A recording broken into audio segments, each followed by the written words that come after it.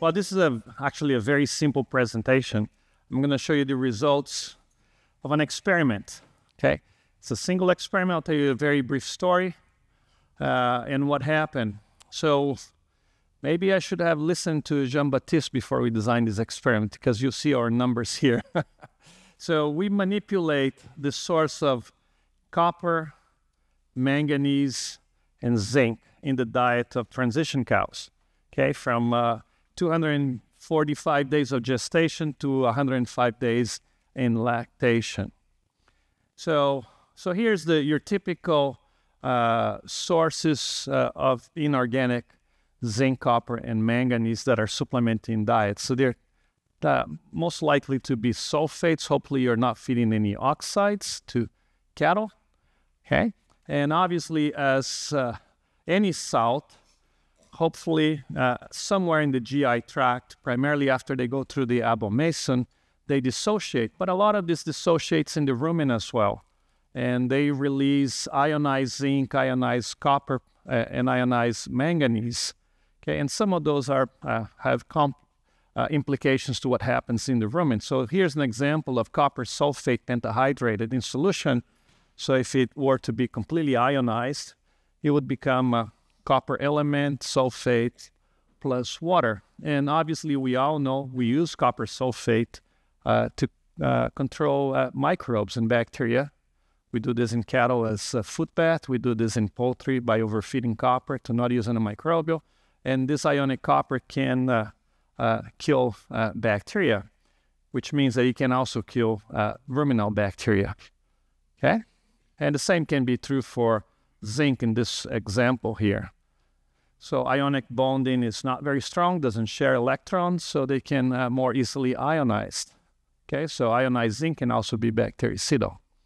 Okay, and there's been some suggestion that the increased concentrations of free ions in the rumen that have antibacterial effects and affect digestibility of products. For instance, fibrolytic bacteria would be sensitive to that, and this can reduce fiber digestion in the rumen, although you may have compensation downstream in the large intestine, but this obviously would have implications to nitrogen metabolism.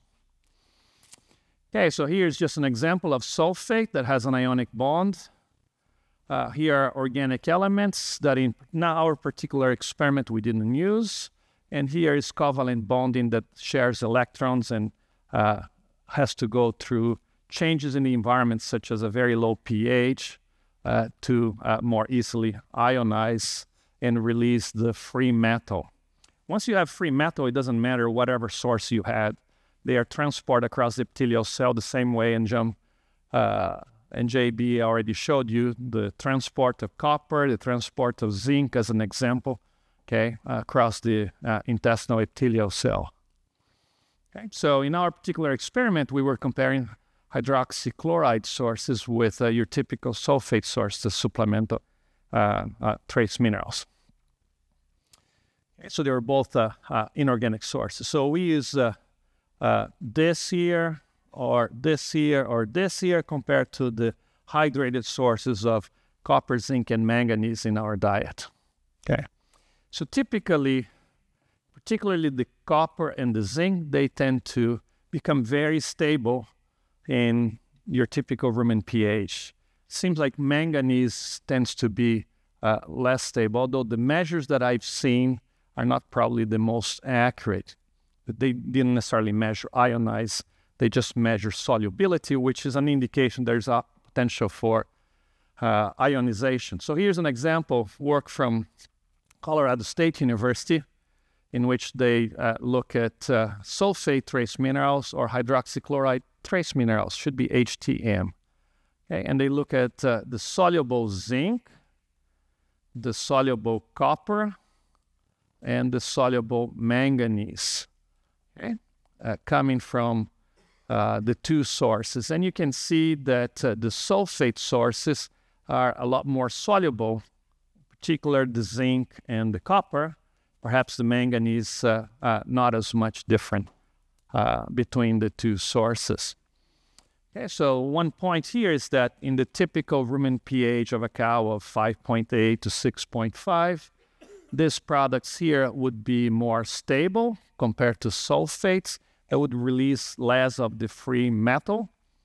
But once they go through the abomasum and the proximal duodenum, when the pH is low, they would solubilize and you would have the free metal there, but you would interfere less with rumen metabolism.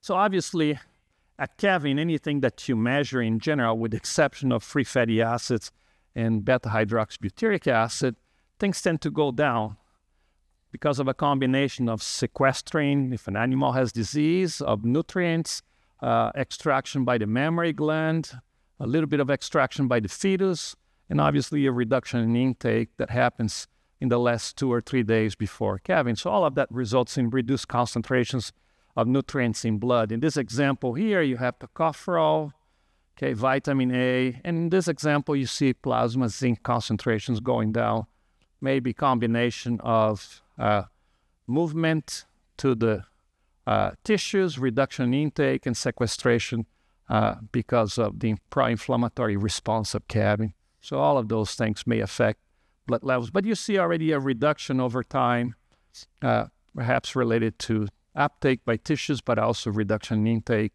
that happens close to calving. So this would make the case that with the disease challenge around calving and the changes in blood concentration nutrients, so that's a target window for us to think about source elements. Okay, I'll show you one experiment only and then a meta-analysis just to make a point. So here's a study from you guys, correct? So I'm showing your data, in which they looked at two sources of trace minerals, the sulfate and the hydroxychloride that I'm interested on. But they also had a combination with a portion of that trace mineral coming from an organic source. I'm going to ignore the organic component, okay, because most of the response came from the source of either sulfate or hydroxy trace mineral. And I want to focus on this here. You know, this is total tract apparent digestibility of NDFs, okay, which obviously has a component in the rumen, it has a component in the large intestine.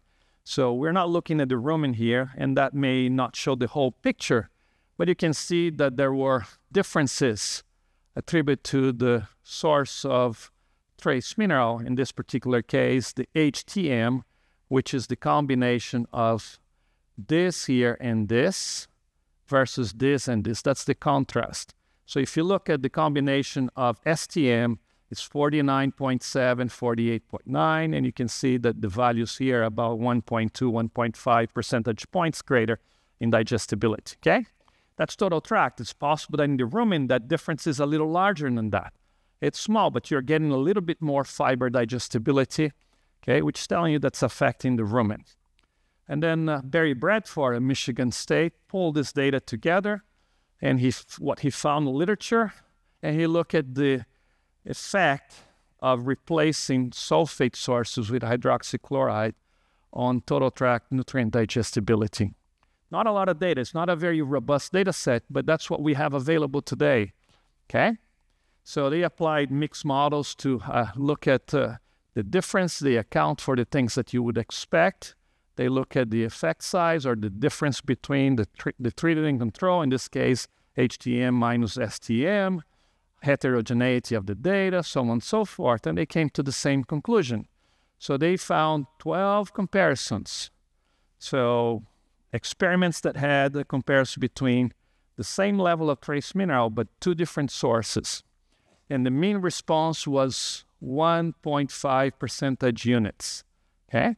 So there's some indication that this concept of having free ions in the rumen may affect digestibility. So preventing the release of the free metal there might be beneficial to digestibility. Okay. Well, so this sort of set the point to the experiment that we've done. So we had multiple hypotheses because we look at typical experiment that we do. We look at multiple things. Was that replacing sulfate with hydroxychloride, we anticipate that would increase tissue concentration of trace minerals.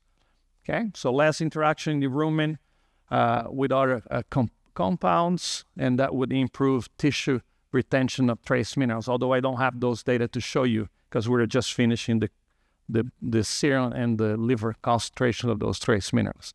So the objective, and by improving mineral supply during that transition period, would be beneficial to health of cows and other aspects. So our objectives were to evaluate the effects of these two sources, one sulfate, the other one hydroxychloride, as supplemental zinc, copper, and manganese on responses of cows during the postpartum period. So we enrolled 141 cows, so 70 and 71 cows in the experiment, and we planned for this level of supplemental zinc, copper, and manganese. So we want to add to the diets 30 milligrams per kilogram of zinc as supplemental zinc, 6 milligrams of copper as supplemental copper, and 20 milligrams per kilo of diet as supplemental manganese. Okay, so we analyze all our feed ingredients, and you will see what happens. So at the end, we expect that our diets would have these concentrations, and we fed the same level pre and postpartum. Okay, and we heard today that prepartum you typically feed more just because intake's less, and you want to get a total mass of the metal being consumed by the cow. Okay. So our diets, we had a treatment with 70 cows and a treatment with 71 cows, and it was planned to have exactly the same. So we assign cows individually to treatments in this typical design. It's a randomized block design with individual feeding, and we had a pre-treatment diet and a post-treatment diet, and during the post-treatment diet was a single diet for the first 15 weeks after calving. The treatments were top-dressed daily according to the amount of dry matter that we supplied. Okay. So this was a block design. We had 61 cows that would become first lactation, 80 cows that would become second or greater. Cows were assigned to their individual feeding gates at 240 days of gestation, and we trained them for 5 days, and then we start the experiment. So on average, they stayed in the treatment diets 28 days prepartum. No cow stayed fewer than 14 days, and they all stayed 105 days postpartum. So we blocked them by their genomic breeding values. They were all genotype cows for energy-corrected milk in the case of heifers. In the case of cows, we blocked them by the previously completed lactation, energy-corrected milk. And then within block, we assigned them to treatment to minimize variability. Okay, so here's what we did to the cows. So they were fed the diets from 246 days of gestation all the way to 105 days. We have measurements prepartum, your typical intake, body weight, body condition score, energy balance. Took blood samples multiple times prepartum, and we look at the day relative to calving to analyze those samples for multiple analytes. And then we collect blood at calving, and then twice a week for the first 4 weeks after calving. We collect liver tissue at 10 and 50 days postpartum from all the cows, and we look at mineral content and mRNA transcripts for things related to mineral metabolism, gluconeogenesis, etc., although I don't have all the data to show you. And then we look at disease incidence in those cows. And then we look at reproduction and survival of the cows. Right here, about 50 days, we inseminate those cows and we flush conceptus. It's a pregnant embryo at about day 16. So we do a uterine flush to look at transcriptomic signals from the endometrium and from the conceptus tissue. I can just show you some more general information. So our case definitions, if a cow calved today, tomorrow she had placenta hanging, she had a case of retained placenta. We look at vaginal discharge score in the first 3 weeks of cows. If they had watery, brownish, fetid discharge in the first 3 weeks with foul smell, that would be called metritis. If she had fever concurrent with metritis, would be puerperal metritis. And then we do the same here about 4.5 weeks, looking for purulent discharge as an indication of clinical endometritis. We scanned those cows to see if they had ovulated, and we did cytology, endometrial cytology in every cow to see if they had inflammation in the endometrium about 6 weeks after calving. And then they are synchronized. Then in about 60-some days, we flush an embryo from them. As you can see, being done here, and then we resynchronize them for the farm, and they are bred, and they go into the reproductive management of the farm. Okay, and then we found those cows. So we're looking at Conceptus, an embryo of that's elongated. It's not more like your typical embryo that you would transfer on day 7 of gestation. Okay, so you can see an embryo coming there in this flush. So anyways, and then she goes into the reproductive program. So that's sort of we were looking at. So we look at production of colostrum from those cows and the composition of colostrum. We measure milk yield every day. We collect milk samples 4 times a week for concentrations of fat, protein, lactose, solids not fat, urea, nitrogen, and fatty acids. And here's the colostrum yield. So you will see this is the nutrient content of what we supplement to the cows. And I want to make a few points here. You know, when you look at an experiment and people said, hey, this experiment is 15 ppms of copper, and they show in the table 15 ppms of copper. It's not like that. So to do this, we went to the feed mill every time they prepare our supplement that we add in the experiment. We flushed the entire system of the feed mill with calcium carbonate. And then they made our mixture with the precise equipment they have. And then we were there taking samples, maybe 20 to 30 samples, every batch of mineral mix they prepare for us. And we analyze all of that. And there's a lot of variability in mineral analysis. All ICP, let me just show you here. This is the mineral supplement we use to the diets, okay? That we use in the diets. So here is zinc, okay? Our top dress had 3,000 ppms of zinc, prepartum, 7,000 postpartum. Okay, look at the standard deviation here. It's very large. So maybe our grab samples are 20 or 30 grab samples of each bag they fill for us was not perfect. Maybe the ICP analysis we did was not perfect, or maybe the equipment they have is not perfect. Something there. Okay, it's quite a bit of variability. And that's going to create variability in our treatments, okay? So when I showed you, our desirable 60 milligrams per kilo of diet, there's variability there. Some cows ate more, some cows ate less. And you can see the manganese and the copper. That's the supplement. Given what we fed in the supplement in our basal ingredients, here are our diets. This is the prepartum diet. The basal diet is exactly the same. So everything else is going to be equal. The variability is the change in composition of forage and perhaps change in composition of the grain ingredients. But look at the minerals. So we were close. Prepartum, we were pretty close. Okay? So about 60, 66 milligrams of copper per kilo of diet.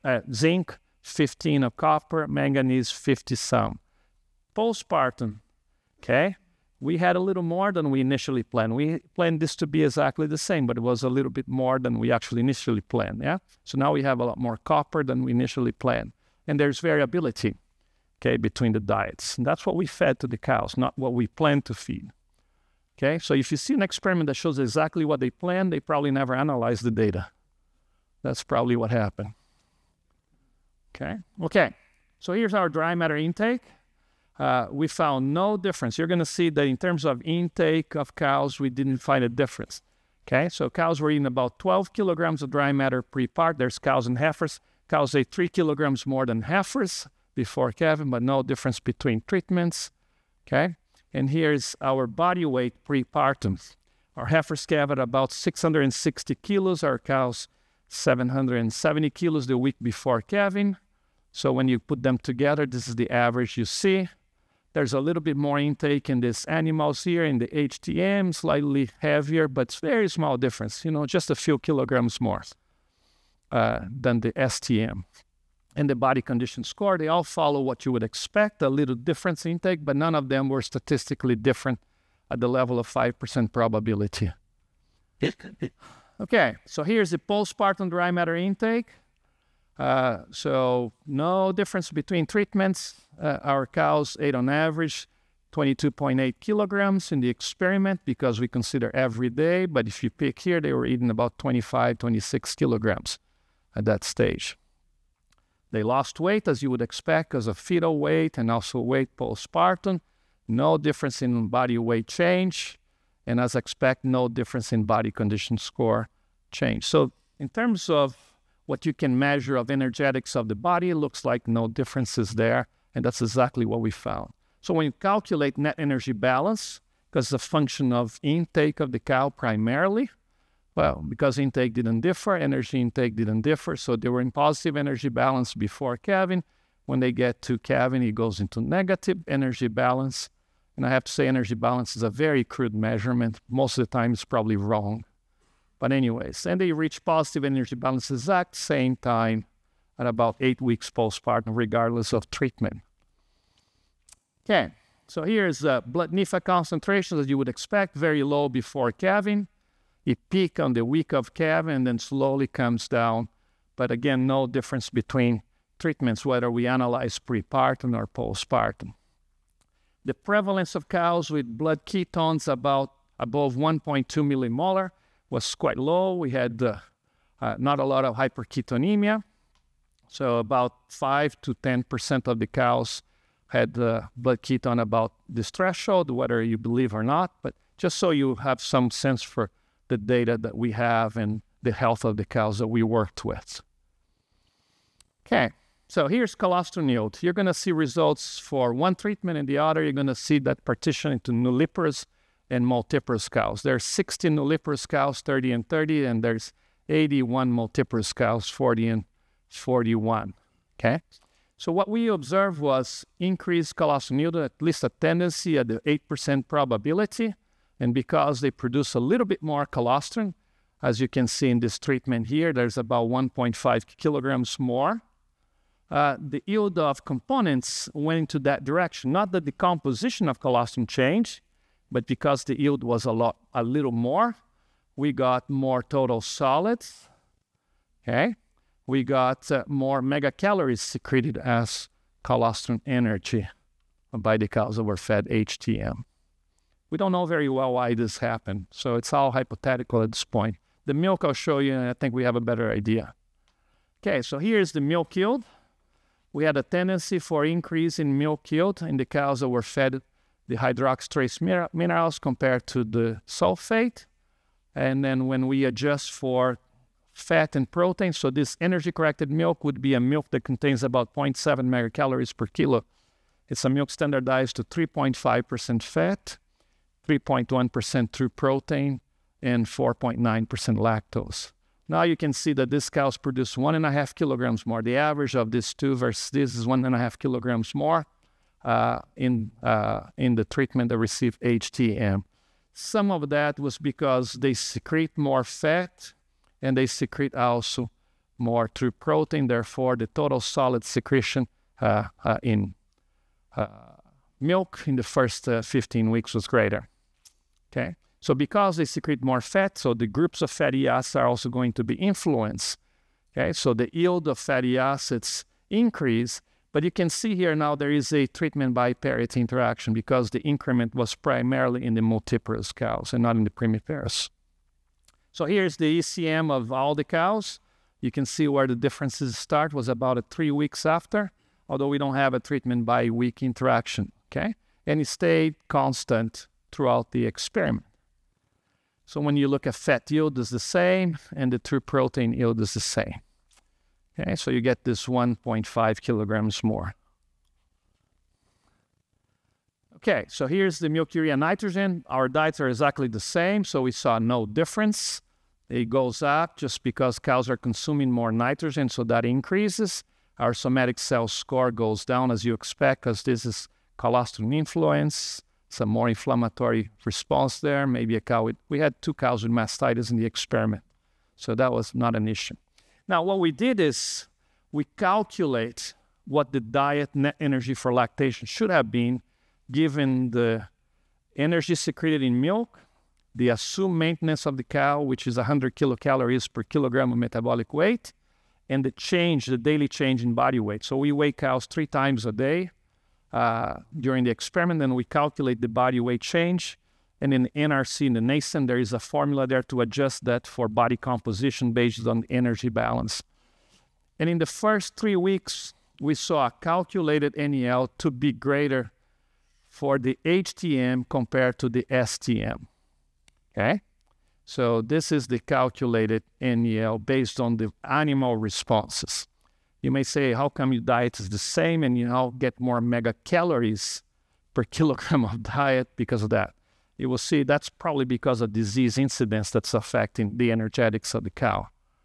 Okay, so here's the disease incidence in the cows. Retained fetal membrane, we had less in those animals. This is the odds ratio, the adjust odds ratio. If you want to see, we had one cow with hypocalcemia in each treatment, one multiparous. You can see mastitis. We had one case here. We had 0 cases here. So when you look at the overall, I'll go down here. I'll just skip this and go to the overall response, which is morbidity. In the first 105 days, we had less morbidity in the cows that were fed HTM than the STM. And we attribute primarily that as being the reason for that increase in milk that results in the calculated net energy for lactation to be better. And the morbidity difference was attributed primarily to uterine disease, a little bit less retained placenta, numerically less, but not statistically, metritis. But then if you look at clinical endometritis at 32 days postpartum and subclinical endometritis to be less. So somehow these trace minerals are affecting the ability of cow to fend for herself in early lactation. Okay, so here is the survival curves for the rate of morbidity. Most cows get sick in the very first weeks of lactation, no surprise. You can see the rate of morbidity is faster here, but the lines separate. So every cow here is supposedly to be healthy, and they were healthy. And as they calve, they develop disease, but the rate of disease is less. You can see it's 42% less in the blue line than in the red line. The blue line is the HTM compared to the STM. It's just my time here that I need to stop. So this is the survival of the cows for the 300 days postpartum. You can see that in the HTM, the farm eliminate about 12% of the cows, whereas in the HTM, they eliminate about 12% of the cows, and in the STM, they eliminate about maybe 22 or 24% of the cows. So 75% of them, or 78, remain in the herd by 300 days. So we had reduced culling. Part of the reduced culling in those cows, in the blue line compared to the red line, was because we had a little bit less disease, they produced more milk, and they became pregnant faster. So here's the proportion of cyclic cows by 30 days postpartum. They had ovulated, no difference. So if you come across here, there were no differences in a lot of the reproductive measures that I have to show you here. So you look at day 16 pregnancy when we flush a conceptus, okay, numerically favoring the HTM, but no statistical effect. The concentration of this protein in the flush fluid, this protein that blocks luteolysis called interferon tau is secreted by the trophoblast cells of the conceptus, the placental cells, and that maintains the corpus luteum active. A little bit more, but no effect. So we were unable to detect differences in some of these key responses. Okay, progesterone concentrations after AI were the same, so no indication of changes in luteal secretion of progesterone. On day 19, we had exactly the same progesterone concentration in those cows, and then we collect vaginal fluid or cervical fluid to measure interferon-stimulated genes. I won't have time to show you. Okay, so here is the proportion of pregnancy per AI, numerically favoring this group. But if you look at over the lactation, how many cows became pregnant by the 305 days, then we detect a difference here. And the reason for that is because the rate of pregnancy was faster for the blue compared to the red. So over time, the pregnancies accumulate, and you can see that the rate of pregnancy was 23% greater for the HTM compared to the STM. The blue line drops faster than the red line, and that results in more pregnant cows at the end of the lactation. Okay, just to summarizing, replacing sulfate source of zinc, copper, and manganese with the hydroxychloride tend to increase colostrum yield, although it didn't change composition, so the yield of components of colostrum increased. But it did increase energy-correct milk in the first 15 weeks of lactation. Okay? When we calculate the energy of the diet, which accounts for changes in body weight, which I attribute primarily to disease, the big changes, the diet provide, I'm not saying that minerals have energy, please don't interpret that, yeah? This is the calculate energy supply based on our assumptions. The diet provide another 3.5% more energy than the STM because of the disease impact. But maybe there's some effect on digestibility and site of digestion. Maybe that story of the NDF is also important here. I just cannot account for that. Okay, replace the sulfate, reduce the risk of uterine disease in early lactation, and that result in less morbidity. Cows survive more by 300 days postpartum, primarily because less disease and improved reproduction. So we did not see an effect on the proportion of pregnant cows on day 16 or measures of conceptus development, although we have a lot of data. I just don't have time to show you. But we did see benefits to health and some improvements in reproduction, which combined provide some advantages to the HTM compared to the STM.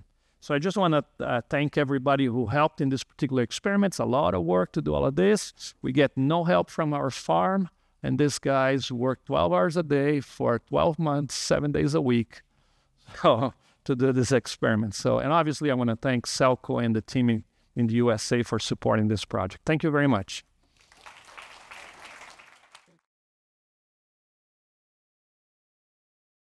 Interesting experiment and such interesting results, of course.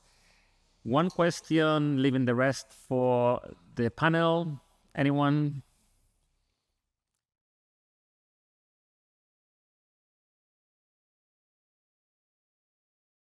Jose, what's the mechanism for the increased colostrum yield with the hydroxy? You had to ask me the one that I don't know or don't have any idea.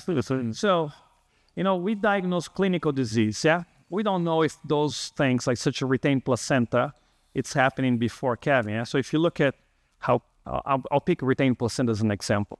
So when cows become pregnant, they have to suppress mechanisms of uterine defense against what we call alloantigens. So you get DNA from the father and the mother, the bull and the cow. The cow has no idea the antigens that are contributed from the paternal side. Yeah? So think about a woman who gets pregnant. So she has to down-regulate mechanisms of recognition of what this so-called alloantigen. So she suppresses that. When she gets closer to calving, those mechanisms go up. She upregulates mechanisms of identifying foreign antigens, which include the fetal component of the placenta, okay? For that to happen, an immune response is mounted against the placental tissue component of the calf. And during this process, immune cells migrate and they have to destroy the protein connections between them. And trace minerals play a role in the survival of immune cells because, for example, copper works through superoxidized dismutase to prevent the killing of the cells during this phagocytic oxidative burst process. So it's possible that things that are happening before calving are also affecting the mammary gland in terms of proliferation of cells, the same way it affects the uterus and that. But do I have a good idea? No, I don't. So I don't know why colostrum was more. But in reflecting milk, my simplistic view is that the milk response is a combination of maybe more rumen digestion of fiber and components and the health. But we didn't have sick cows before calving to affect colostrum, but there may be other mechanisms that we have no idea. Maybe you guys have. More research is needed. It's always the right answer for... Yeah. Yeah. You know, our understanding of colostrum yield in cows is almost negative. We don't even know how components are transferred to the mammary epithelial cell in the cow. It's all extrapolated from other species. So, anyways, so thank you very much.